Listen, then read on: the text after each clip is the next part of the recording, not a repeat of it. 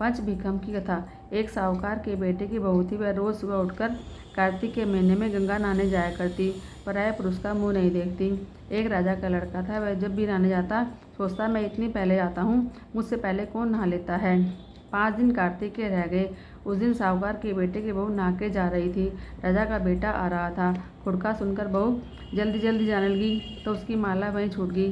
राजा आया, बोला, जिसकी माला इतनी सुंदर है तो पहनने वाली कितनी सुंदर होगी। सारी नगरी में राजा ने ढिंढोरा पिटवा दिया कि जिसकी यह माला है वह मेरे पास 5 दिन आएगी तो मैं उसकी माला दूंगा।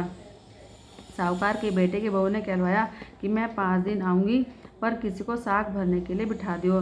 राजा ने गंगा जी पर बिछावन करके एक तोते को पिंजरे में टांग कर रख दियो।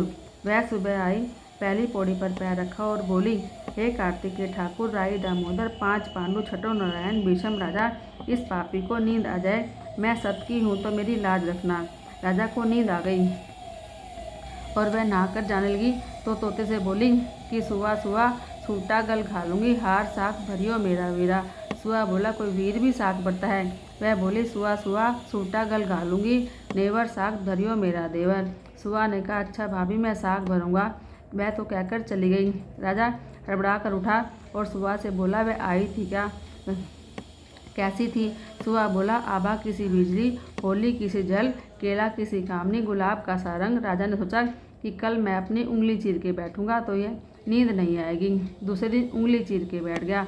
वह आई, उसने वैसे ही प्रार्थना करी, बस उसको नींद आ गई। नहा के जाने लगी तो सुआ ने साग भर दी। राजा ने उठते ही फुट पूछा कि सुआ वह आई थी क्या, तो सुआ ने कल के जैसा ही जवाब दिया। उसने सोचा, कल तो मैं आँख में मिर्ची डालकर बैठूंगा। तीसरे दिन आँख में मिर्ची डालकर बैठ गया। सारी रात हाय हाय करके बिताई। वह आई, उसने प्रार्थना की तो राजा को नींद आ गई। नहा के सुआ से साग भरा के फिर चली गई। राजा ने सोचा कि कल तो मैं कांटों की सेज पर बैठूंगा। चौथे दिन वह कांटों की सेज पर बैठ गया और हाय हाय करता रहा, पर जैसे ही वह आई उसको नींद आ गई। वह नहाकर प्रार्थना करके सुबह से साग भरा के फिर चली गई। 5वें दिन राजा आग जलाकर उसकी राख पर बैठ गया। वह उस दिन भी प्रार्थना करती आई और बोली, भगवान मेरी लाज रख लेना। राजा को नींद आ गई।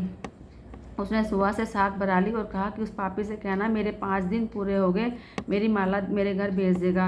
राजा ने उठते ही सुआ से पूछा कि सुआ वह आई थी क्या। सुआ बोला, आई थी, उसने अपनी माला मंगाई है।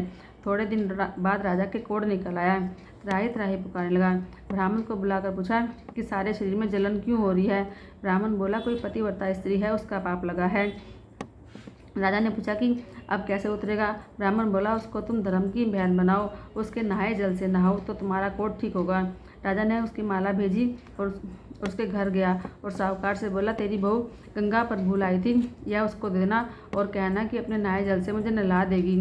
साहूकार बोला, वह तो पराये पुरुष का मुँह भी नहीं देखती, तू इस नाली के नीचे बैठ जा, वह आएगी नहाएगी तो तेरे ऊपर पानी पड़ जाएगा। राजा नाली के नीचे बैठ गया। वह नहाया तो जल गिरने से उसकी काया कंचन की सी हो गई। हे पंच भिखु देवता, जैसे साहूकार की बहू का सत रखा, ऐसा सबका रखना। कहने सुनने वाले, हुंकारा भरने वाले सारे परिवार का रखना।